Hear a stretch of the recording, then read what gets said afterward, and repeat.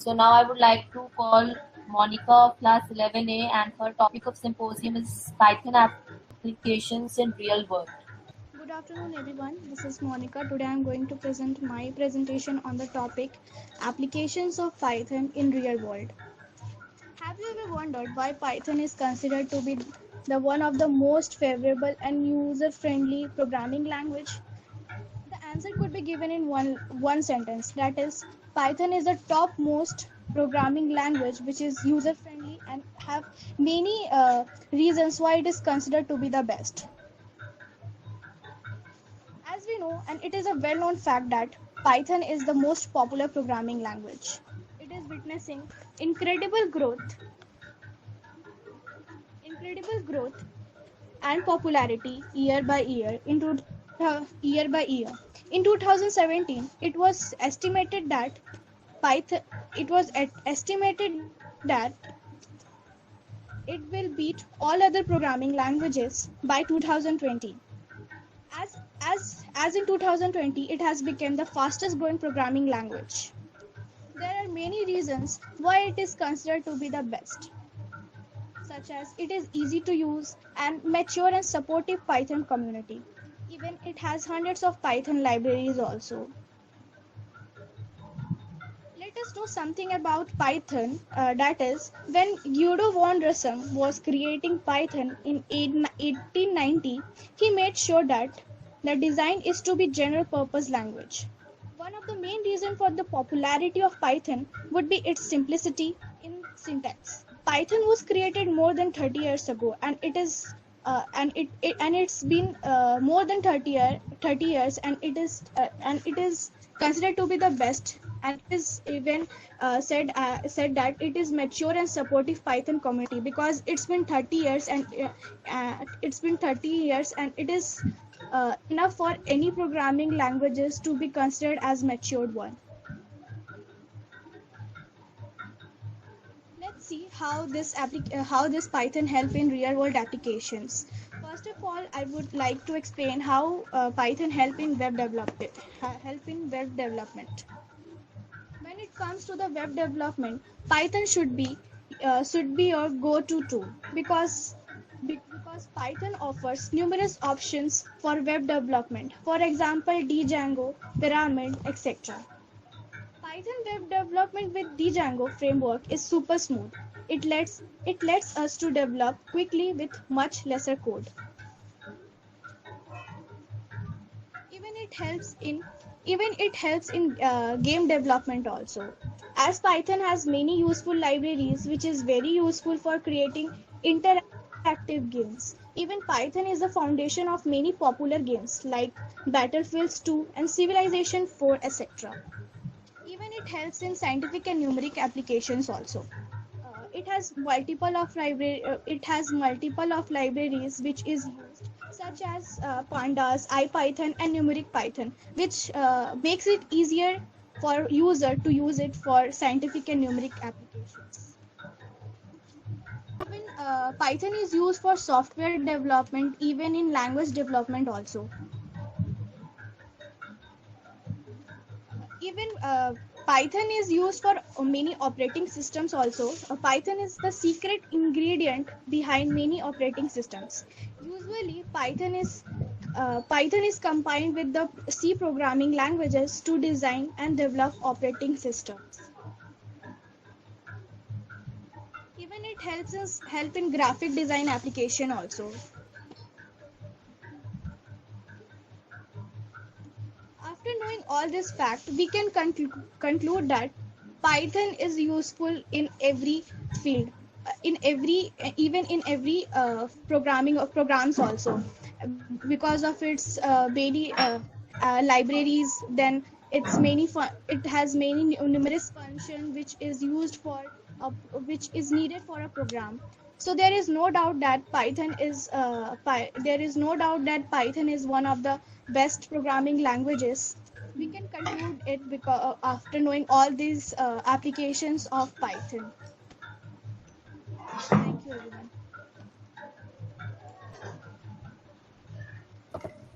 Thank you, Monica.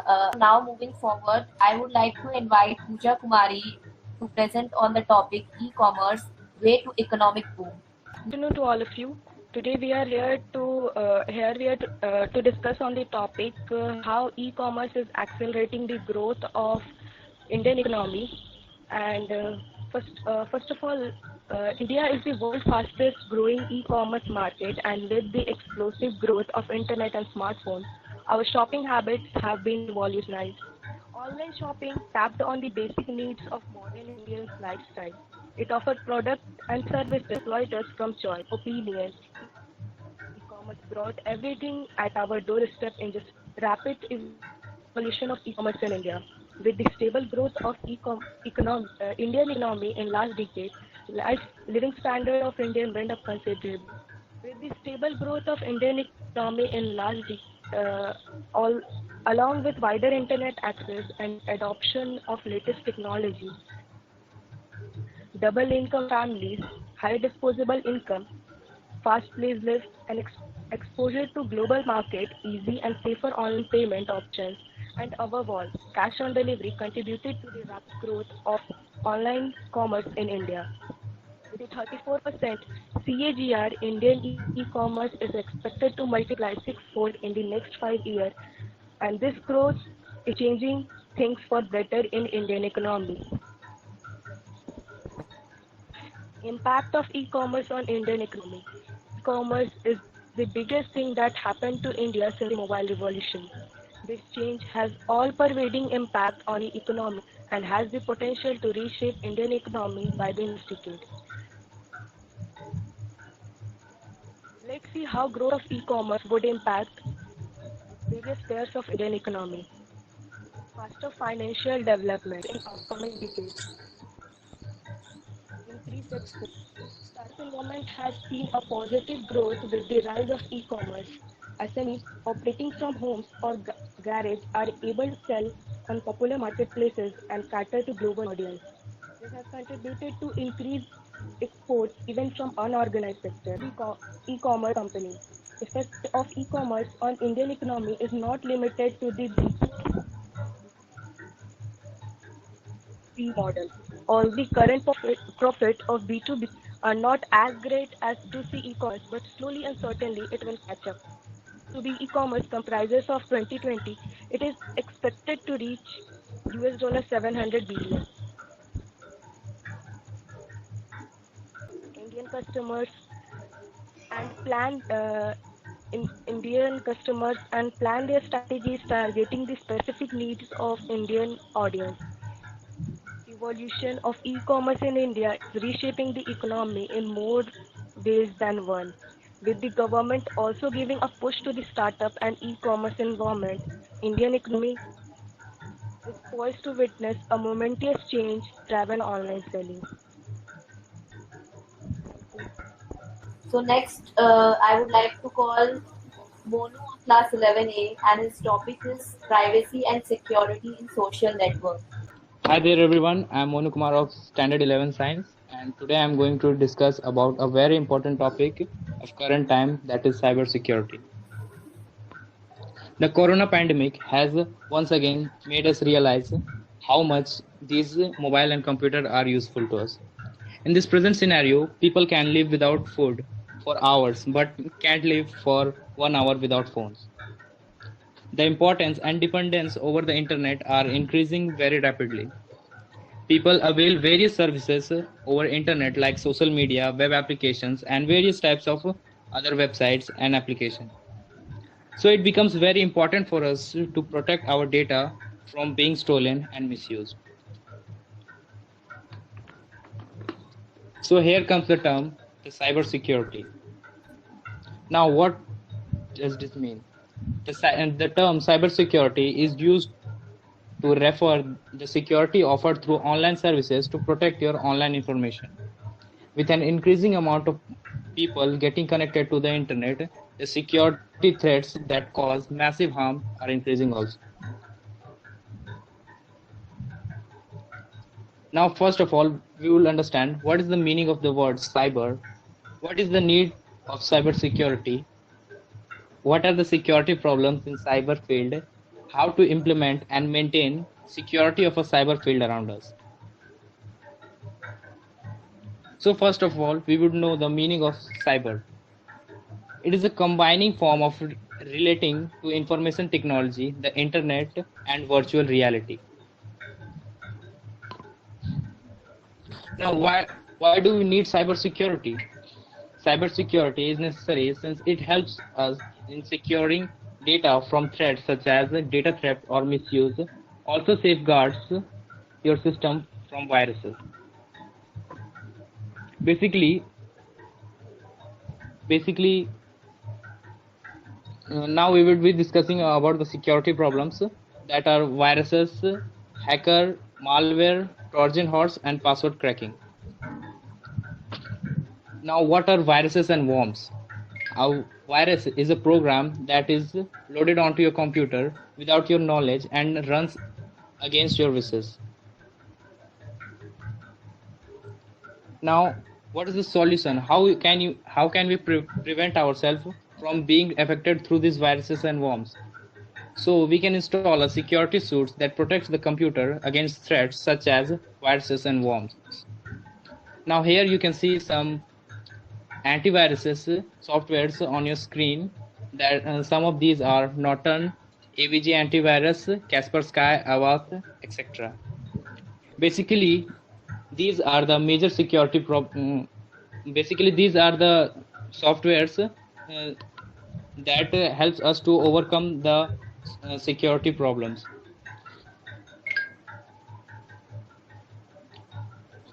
Through these softwares, we can prevent our computer from the harmful viruses and worms entering our computer through an unprotected USB storage device or via internet or installing third-party software on your computer. Now you all must have heard of the term hackers. Who these hackers really are? In a common, a hacker is a person who breaks into your computer, usually by gaining access to the administrative controls. There are many types of hackers such as white hat hacker, grey hat hacker, and black hat hacker. So we will not be discussing much about these.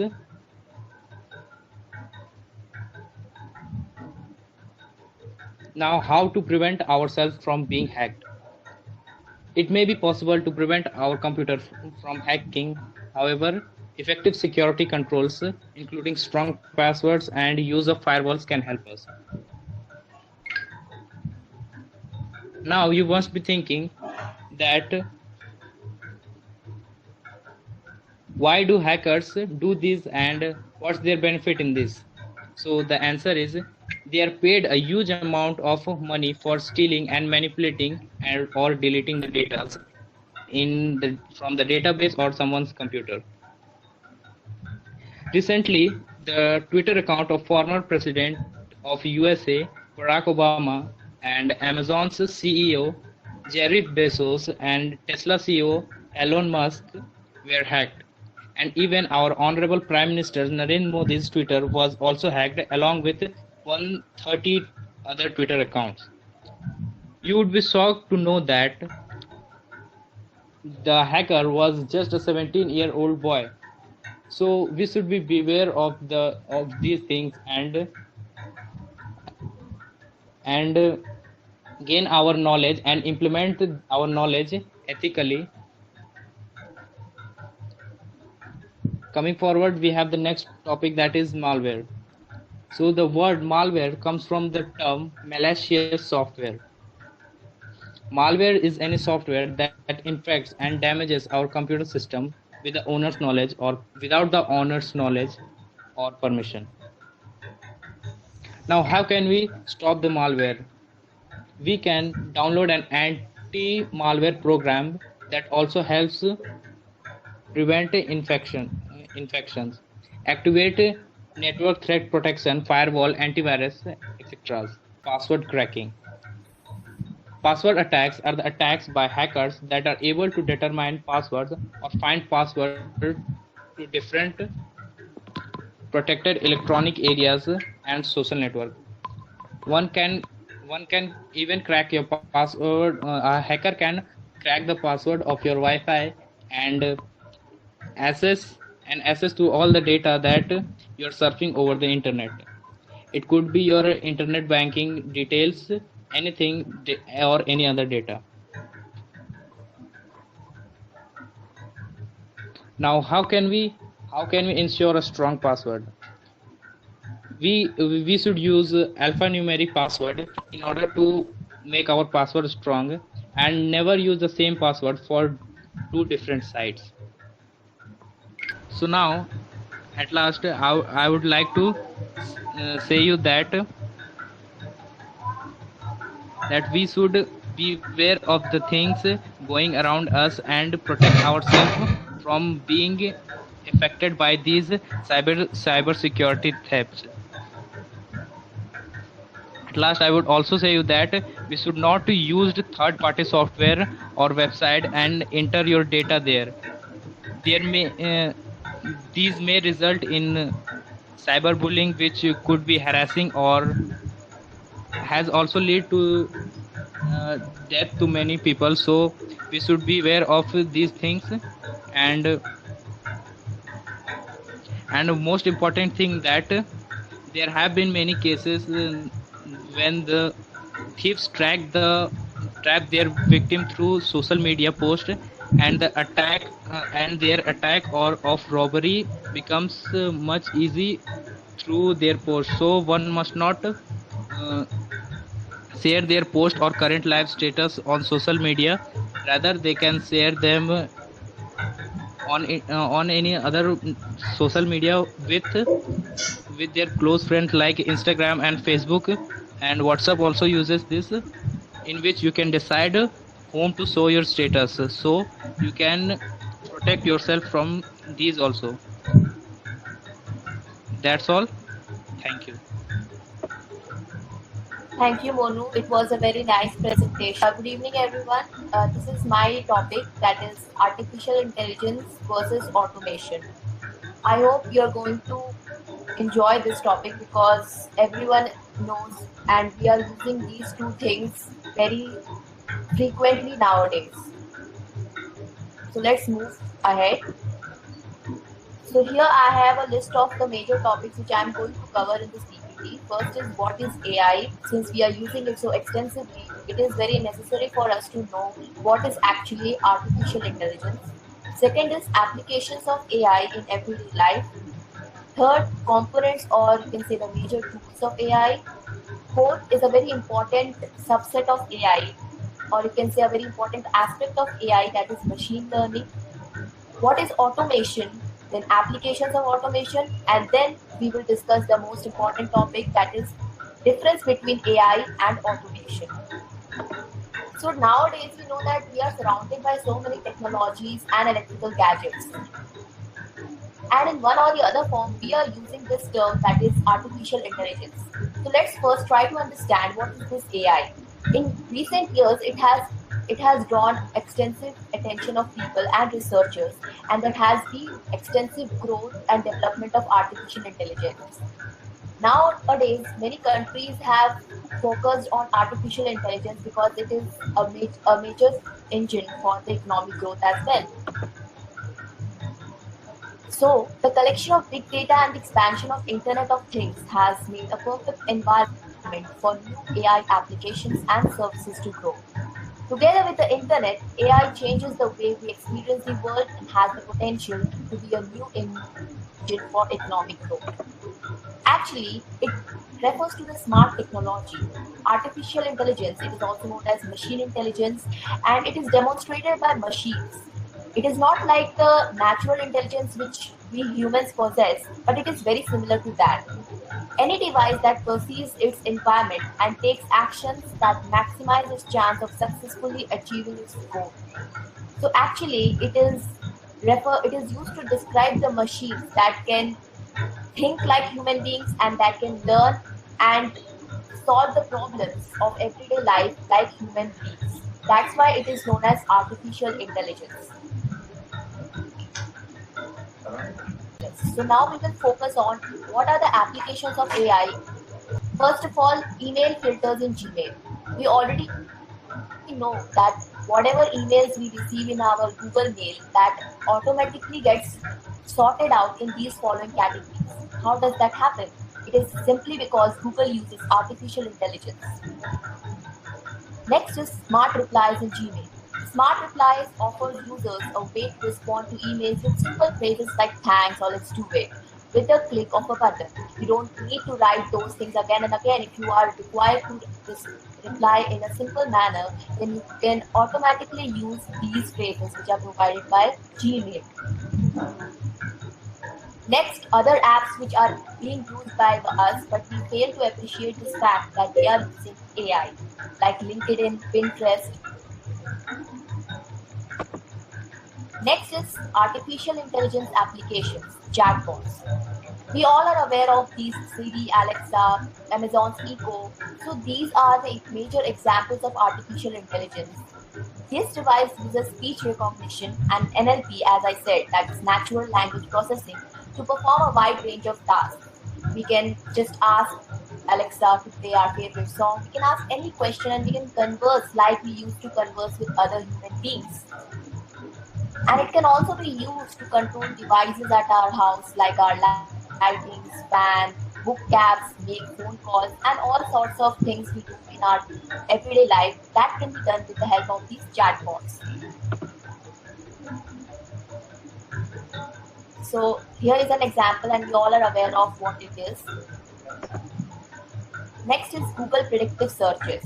This we have encountered. This I think almost everyone has encountered. Whenever we try to search anything, Google readily provides us with a list of predictive searches, from which you can easily choose what are we actually going to search. So that is also with the help of AI. Next is product recommendations. This you would have experienced when we are using certain online shopping apps like Amazon or Flipkart. So in such online shopping apps, we might have seen that they can understand or they can learn from our shopping habits and they can recommend us the products which we would love to buy. So that is also a kind of AI example. Then maps and directions. I think almost everyone will have used Google Maps, and there we get this option of finding the quickest route to our destination. And how does that happen? It is simply because this Google Maps calculate the traffic and construction in order to find the quickest route to our destination. So here it has been shown. There is an example of how Google Maps uses AI. Now, ride-sharing apps. So in cities, these Uber and Ola cabs are extensively used. And in these apps, they also use AI to determine how long it will take to get from your location to your destination. That time and that price also we are able to choose because of this AI. So till now we have seen that how useful this artificial intelligence is. But it is important to have a comparative study of its pros and cons. So here are the major advantages and disadvantages of AI. Although it can be used, it can think, it can evolve, it can learn, and it can solve problems like a human brain. But it cannot have all the emotions and all the things like it cannot exactly substitute human brain. And you can also have other disadvantages which I have mentioned here.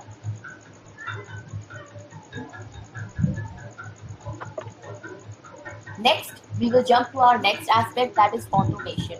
People generally use these terms interchangeably, but I would like to differentiate between these two. Automation is just the technology. Actually, it is a dumb technology because there are a predefined set of algorithms which the machine or the computer repeatedly performs to carry out a particular task. So that cannot learn, that cannot think like in case of artificial intelligence. So as compared to artificial intelligence, which is referred to as smart technology, this is actually a dumb technology because whatever we feed to this computer or machine, it will only carry out that. It cannot think on its own. So automation has been achieved by various means, including mechanical, hydraulic, pneumatic, electrical, electronic devices, and computers, usually in competition. So complicated systems such as modern factories, airplanes, ships typically use all these combined techniques. So there are various benefits of automation also. So again, let's focus on what are the applications of automation. We have also encountered these applications in our daily life. We have so many automatic machines which we use to carry out the product. Various are household forces. So one of the major application is in space exploration. All kinds of space shuttles, space probes, which are being used nowadays for exploring new planets or for carrying out other space explorations. Automation and automated technologies are extensively used. Here you can see the satellites and the space probes which are being used. They use automation for carrying out their operations. Next is in self-driving vehicle. We all are aware of nowadays various automatic vehicles are being produced, and that also uses automation. So we hope that in when we will be able to drive a car, we can also have an automatic vehicle where we don't have to actually do anything. The vehicle will automatically run. Next is applications of automation in home appliances. Nearly in everyday household forces, we use one or the other gadgets which uses this automation, like coffee maker machine, or there are certain apps. There are certain modern homes, or you can say smart homes, which even use automatic gate openers or lights and other electrical gadgets are also being controlled by just a click of on their mobile phones. So that is the real application of automation. Here, as you can see, the security system, fire gas notifier. So everything can be done just by a click on your phone. So that is the real advantage of automation. Next is hospitality events processing. We all have seen that whenever we go to nice hotels, there the gates automatically get opened, and there are various other facilities of automation also in the rooms. That is being done by. These are also the applications of automation nowadays. Every hotel is installing these automated technologies so that they can provide good hospitality services to the customers. There are automatic check-in and check-out machines through which you don't need any reception or any people at the reception. You can just do it through machines. Now we have gone through a very detailed study of what actually AI and automation is. Let's have a comparative study of what actually the difference between the two. So here, AI makes decisions based on learning from past experience and information it receives. That means it can learn from its experience. But automation is like preset and self-learning to perform specific tasks. It cannot learn whatever mistake if it is doing in one particular job, it can repeat that mistake. It will not learn from its experience because there is a predefined set of instructions fed to that particular machine or computer. Next is AI is system that helps experts to analyze situations and arrive at certain conclusions. So the process of analyzing and problem solving can be done only with the help of AI, not automation. That is a kind of machine programmed to carry out a routine job. It will not perform anything on its own. Whatever is in routine, that only it can perform. Next is AI is for non-repetitive tasks, as I said, while automation is for repetitive tasks based on commands and rules. So it will perform a single task again and again. Like let's take an example of coffee maker machine. You can't expect it to converse with you. It will only carry out a single job, that is making a coffee. So that is what is the difference between automation and AI. Then AI involves learning and evolving. Like our human brain, it also learns and evolves. But that you cannot expect from automation. It cannot evolve or it cannot learn. Next is AI have interaction with humans and it learns from past experience and compare the situations and then work accordingly. But while automation have no interaction with humans and it works on instructions. So automated machines cannot interact with humans like artificial intelligence. So we have done the comparative study. So now I would like to conclude that although these artificial intelligence and automation are used interchangeably, but they have a clear line of difference, and that I think we already have understood. But both of these things are extensively used not only in science and technology, but now it has penetrated to each and every level of our everyday life, and we have also seen their applications. So exploration and evolution of all these artificial intelligence and automation can obviously it will lead to economic boom, and it can also make our lives easier and better. So that was all about AI versus automation. Thank you. A very good evening to all. This is Milan Kumar of class 11 science, and I'm going to present my topic that is AR, VR and MR, more to be called augmented reality, virtual reality and mixed reality. Virtual reality, that is VR. It can be understood as the reality in which we actually are not present there, but virtually we are there. This is so it is called virtual reality, and many of us might have experienced it via VR box that you can see in the picture. And some of the major players in virtual reality include HTC Vive, Oculus Rift, and PlayStation VR. This is widely used in gaming, sports, training, education, and military, and many more.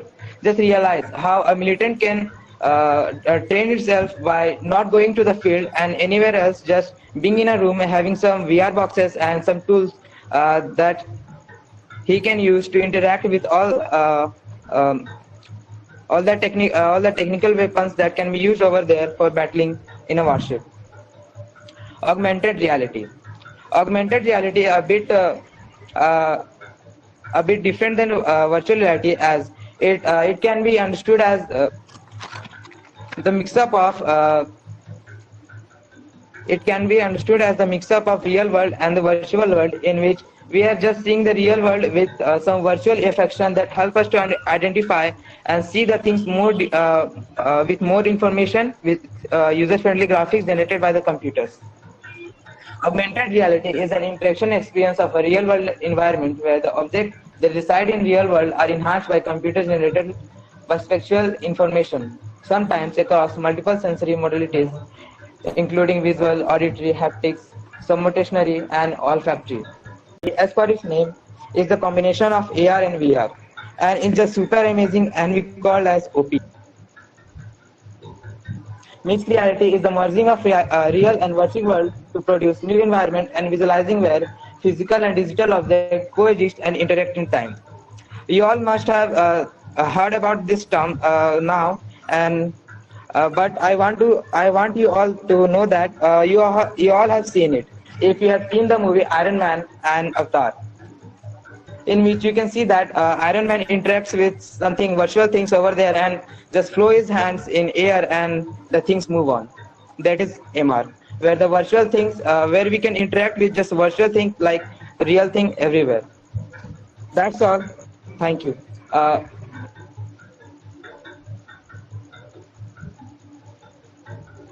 Next is now I would like to call Shalabh of class 11A, and his topic is Boolean logic. Good morning to all. Today I am standing here to deliver a presentation on the topic Boolean algebra. So first of all, the why slide. Boolean algebra. When we learned numbers like 1, 2, 3 in the lower classes, we also learned how to add, multiply, divide them. Boolean algebra covers the operation that we can do with zeros and ones, that is the computer language.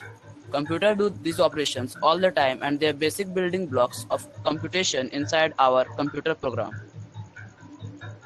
Now, axioms, and we also deal with the axioms, laws, and theorems. The basic difference between axioms, laws, and theorems are axioms are the truth that are thing thought to be established and they have no proof, while laws and theorems have are proved through laws and theorems and with the help of axioms. How does Boolean algebra fit into the big picture? It is the part of a combinational logic topics that is memoryless. Combinational logic topics only depend on the present input, while the sequential logic topics depends on the inputs referred from the past. That it has some it has some form of memory, but combinational logic topics has no memory. These two combinational logic topics and sequential logic topics form the computational circuits that are used to operate computers. Learning axioms and theorems of Boolean algebra. When we learn the axioms and theorems of Boolean algebra fully, it will help us to design logic functions and help us to know how to combine different logic gates, and also allow us to simplify and optimize on the complex operations of Boolean algebra. Boolean algebra. It comprises of a set of elements B, binary operators such as plus, into. Binary operators means it will work on two operands, and unary operations such as not, and it works only on one input. We will also learn the following axioms such as the set B contain at least two elements AB with A is not equal to B. Set B can contain a whole lot of elements, but it must have at least two elements, and where A is not equal to B, such as 0 and 1. Closure, A plus B is in B and A into B is also in B. Means the result found when we calculate A plus B is also a part of the set B, and A into B is also a part of the set B. The next laws we will study in the next slide. Digital logic is a Boolean algebra. Substitute. The set B has only two elements, 0 and 1, and is for multiply, or is for plus, and not is for complement. All the axioms hold for binary logic. Definitions. Boolean functions maps inputs from set 0 to 1 to the set 0 to 1. Means we can only perform operations on 0 and 1 only. Boolean expression, an algebraic statement of Boolean variables and operators. Now we are here encountering some logic gates. First of all, we should know what a gate is. A gate can have one or more input, but it has only one output. And you can see here and, which in mathematical term is multiply. X into Y is giving the output Z. You can see whenever there must be 2 1 to get true result. Then the second logic gate is OR, X plus Y, and in mathematical terms OR signifies plus. X and Y give the output Z. If any of the value is true, then the resultant will also be true. Not, it is a unary operator as I have told you before, and it gives the opposite value of the input. Like if it is true, it will give false, and if it is false, it will give true. Now we should know the practical applications of these logic gates. AND gate. All we have must seen the burglar alarm. Whenever the person sensor is on, the person sensor and the alarm switch both should be on if we want to activate the burglar alarm. Sorry.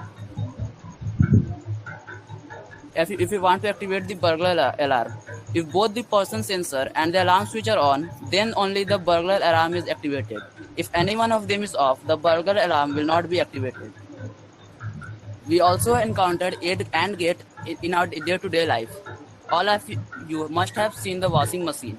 Whenever the lid is opened, the machine stops. This signifies that the lid should be closed and the button should also be on to perform the function in the washing machine.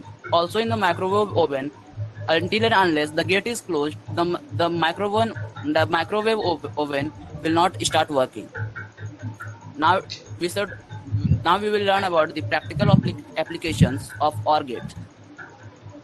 We all must have a doorbell on our front gate. If any of the switch, both on the front or back door switch is on, the doorbell will ring. If either the front doorbell switch or the back doorbell switch is pressed, then the doorbell rings automatically. NOT gate. In the AC or the air conditioner temperature detector, if the temperature is above 20 degrees Celsius, then the central heating is switched off Means if one value becomes on, then the other becomes off, and if the temperature is below 20 degrees Celsius, then the central heating is switched on. NAND gate. It is also known as the universal gate because any digital circuit or computational circuit can be implemented with NAND gates alone. It's the diagram of the NAND gate, and you can see here that it is the inverse of X into Y. NOR gate. It is inverse of X plus Y. You can see the truth table. When both the values are false, it gives. When both the values are false, it gives 0, and if one value is 1, it gives 1. Exclusive OR gate.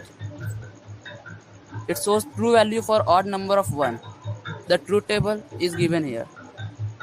Exclusive NOR gate. It shows true value for odd number of 1. Thank you. That's all for my presentation.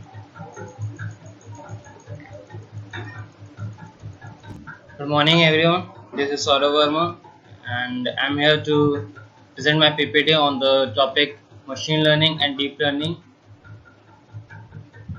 Before starting, let's see from where this word machine learning has been coined.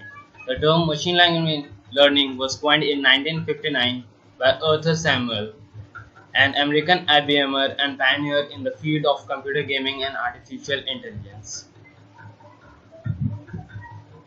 Now, let's see what we will discuss in this presentation. First, we will discuss what is machine learning. Then we will discuss machine learning versus traditional programming. Then we will discuss how machine learning works. After that, we will discuss types of machine learning. And then we will discuss applications of machine learning. And after that, we will what is deep learning.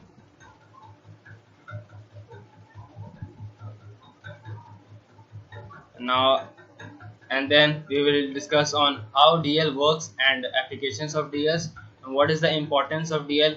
And lastly, we will discuss AI versus deep learning versus machine learning. Now, first, machine learning. Machine learning is a subset of artificial intelligence that provides systems the ability to automatically learn and improve from experience without being explicitly programmed. In this, the user has not to program always. The machine learns itself from the previous tasks and improves their task ability and experience. Now, I would like to discuss what is machine learning versus traditional programming. Here you can see that in machine learning, the data is given to computer and handcrafted model.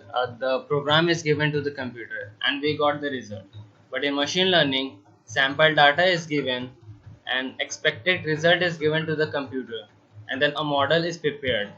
And now from that model, the others new data can be used to get the result.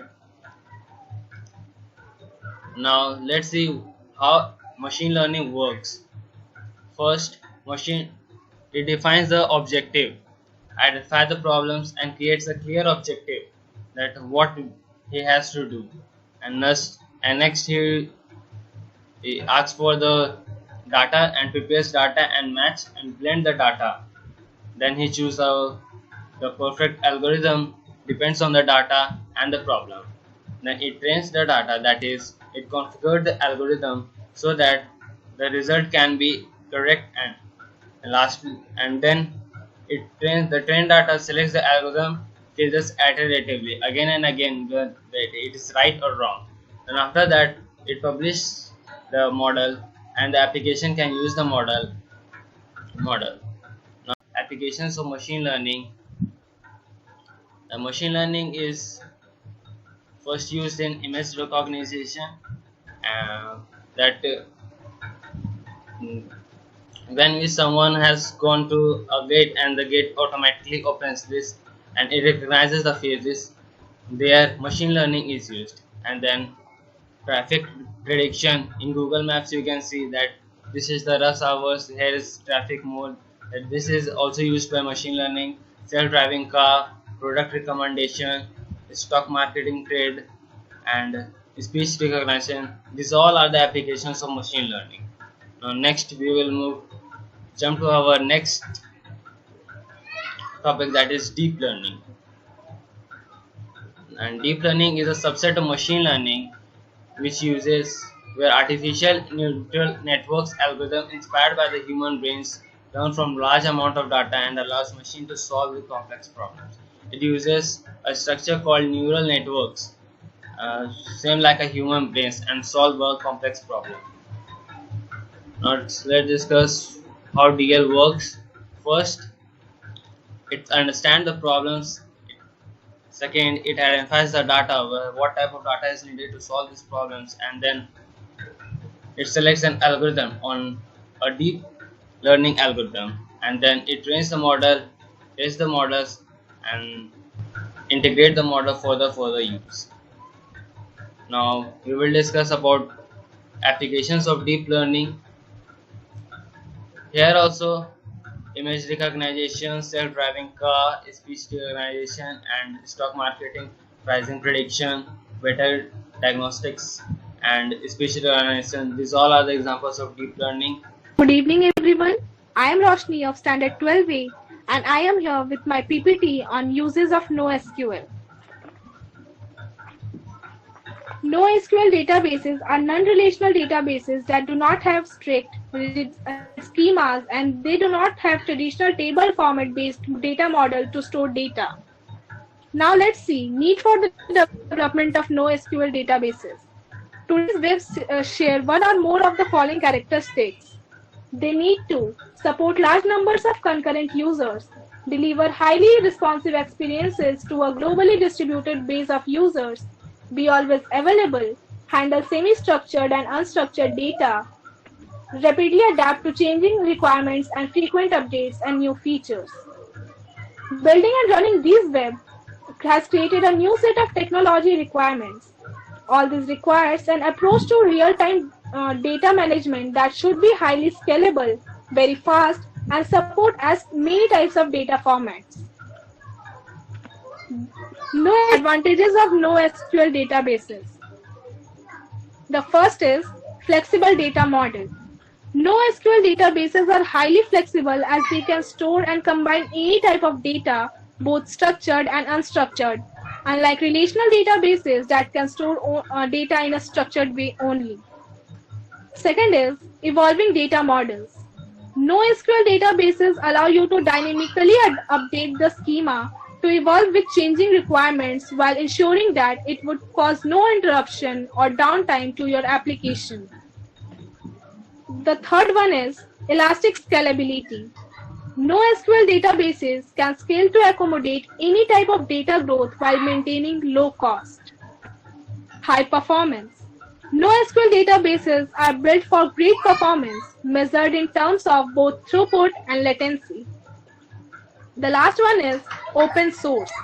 NoSQL databases don't require expensive licensing fees and can run on inexpensive hardware, rendering their deployment and cost effective. Let's see the applications of NoSQL databases. As the NoSQL databases do not enforce a schema, the databases can be structured, totally unstructured, or semi-structured. NoSQL databases use different storage mechanisms based on the needs of the applications. They are used in Facebook messaging platform, Amazon DynamoDB, Google Mails, and LinkedIn, and many more. That's all for my presentation. Thank you. Good evening, everyone. This is Divya of Standard 11 Science, and my topic is role of information technology in online education. First of all, let us know what is information technology. Information technology is defined as the use of computers to study, send, retrieve, store, and manipulate information used widely in business organization and now in the field of education as well. Earlier, we were having the options that whether we can use online education or not, but during this pandemic, it has played a vital role due to which the studies had not been hampered. Many of the schooling systems are now using information technology to provide better understanding of difficult concepts to students in classroom and at home. Significance of IT in education. Information technology has played a vital role and it has some significance as well as importance also. Some of them are access to variety of learning resources, immediacy to information, anytime, anywhere learning process. This is the most important feature we can say in information technology, that we can study as and according to our wish, anytime or anyway. Access to online libraries in which we can have a lot of books which we cannot even purchase. Next is teaching of different subjects made interesting. And the last, reduces time on many routine tasks. Technology in education.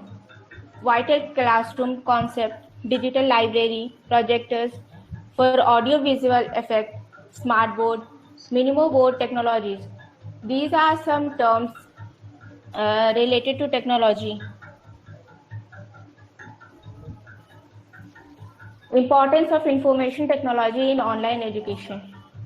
First is information technology has made both teaching and learning process easier. Using information technology, the whole classroom can be digitalized, thus making the both teaching and learning process much easier. Information technology helps the teachers and administration to keep track of all students in classroom. It has saved the teachers from old methods of maintaining students' records on book and register. Education using digital books. Now we can access the digital books in online education. This has a great advantage in the environment also, as advancement has played an important role in protecting our environment, as less book means less cutting down of trees. It has made the teaching and learning process entertaining, as we can have the relevant videos, sharing of knowledge to solve queries and concepts by using Facebook or WhatsApp, private classroom groups, or animation, which makes the teaching and learning process much interesting. It has made education accessible for all the students. Now the students can acquire their academic papers using electronic learning from areas where once isolated from the rest of the world. It has made access to research and information much easier, as we regularly do, Googling and all. It has made group studies and assignment much easier. In traditional classroom, when a teacher asks the student to conduct group study or to do an assignment, it used to create confusion because every student has got their own opinion and group discussion. This would create a total mess. Thanks to information technology, now the discussion can be conducted on social media forms on using tools and applications where they can upload their task and collaborate with one another in perfect manner. In conclusion, we can conclude that seriously, information technology has really made the teaching and learning process much easier and interesting as well. Thanks. That's for my presentation. Today I am going to present a PPT on the topic role of computer science in space. These are the topics which I am going to cover today. So let's begin. First of all, let's just see a brief introduction to computers. In the early age, computer was known as the computing devices which is able to accept input, process the data, and store the data and produce the output. But in the modern age, it is not only used in the computing. These days, every single person is known with the word computer. We find computers at everywhere around us. In the current world today, everything related to our everyday life is done by using computer. So computer means more than a PC. Computer can simply be defined as the machine which takes instruction and performs the computation and operation accordingly. These commanded instructions are also known as programs, and computer executes this program to do an operation. In fact, the modern world will be incomplete without computers and their application. These are the different types of computers available nowadays. Let's just see a brief introduction to space technology. Since the beginning of the time, man has been fascinated with the stars in the sky. From the time the first man took his first step on the moon, the space exploration has been growing and expanding. More and more people are coming up with the new ways on how to study the universe. Space technology is the terminology which is related to entering and retrieving objects or the life forms from the space. In 1990s, contributed to the study of the space with the new technology, intelligent astronauts, and future ideas. There has been numerous space launches throughout this decade and made great impacts on the exploration of the space. For example, on June 26, 1995, the space shuttle Atlantic embarked on the Regens with the Russian space station Mir during a 10-day mission on STS-71 Shipment 65. Now, I would like to just tell a fun fact about the Apollo 11 mission that the computer used in Apollo 11 mission was having the RAM of only was having the memory of only 2 KB, which is way more slower than what we use nowadays. So we can just think about the advancement in technology from that time till now, and still we are having many things to explore in this space, and we are growing our technologies to explore more. Now let's move on. See the relationship between computer and space technology. This 21st century is the most important device and play a vital role in all workplace. And also without the computer, we cannot think of the space technology. Computer have led to major advancement and breakthrough in the space research.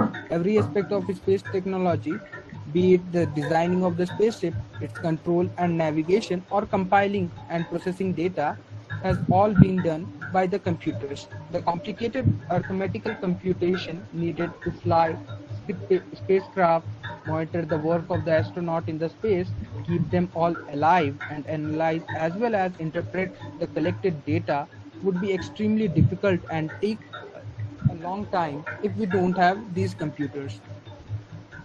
Communication with the mission craft is done with the help of computers, keeping in touch, transferring the data, power management, motion, movement, sending and receiving new data or programming is all done with the help of these computers. In fact, the computer technology and the space research have grown together, and one of this part and parcel of another. At last, I would like to just speak that the space exploration field needs computers that are capable to process huge amount of data information and then render them into a simple form so that the scientists can use them for their own purposes. Maybe in future, by using their computers, man will be able to find out lives of another planet. And there is no alternative way to gain success in space research and related space technology without having computers. So thanks all. That's all for today.